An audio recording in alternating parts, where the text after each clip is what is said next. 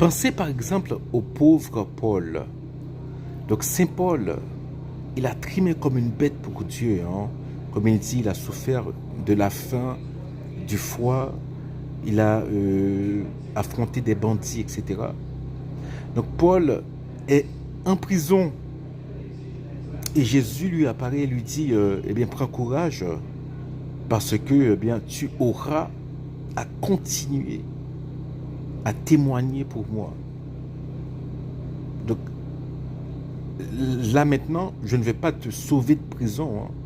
Tu y resteras jusqu'à ce que le moment arrive où tu apparaîtras, où tu comparaîtras devant les autorités pour témoigner de moi. Et Paul, encore, il est arrêté hein, jusqu'à la fin de sa vie, donc il passe les dernières années de sa vie en prison.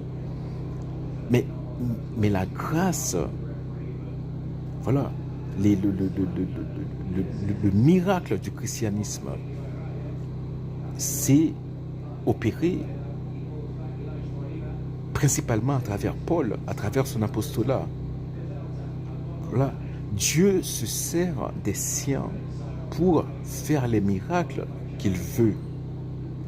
Donc il n'y aura pas de miracle. Par exemple, lorsque je vois des marathons de prière, hein, et c'est très bien. Mais comme le dit Jacques dans son épître, lorsqu'on prie, il faut bien prier. Il faut bien demander. Sinon, on n'obtient pas de réponse. On demande à Dieu la grâce de la conversion pour les méchants. Bon, oui, c'est ça. Bon, c'est lui qui décide. On ne peut pas, on ne peut rien faire concernant cela. On peut prêcher, bon voilà, on ne peut pas prêcher, mais faire de l'évangélisation. Et les catholiques ont abandonné l'évangélisation, ce qui est malheureux hein, depuis longtemps. C'est notre faute et nous aurons à en rendre compte. Mais une chose, c'est que, voilà, mais il y a tellement de choses que nous pouvons faire.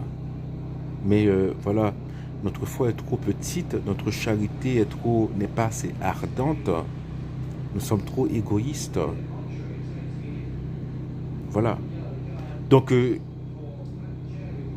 pour cette année de jubilé, eh bien, il faut prier. Hein. Il faut prier pour une certaine héroïcité de la foi, de l'espérance et de la charité pour nous-mêmes et pour nos frères haïtiens. C'est comme ça qu'on pourra sauver Haïti.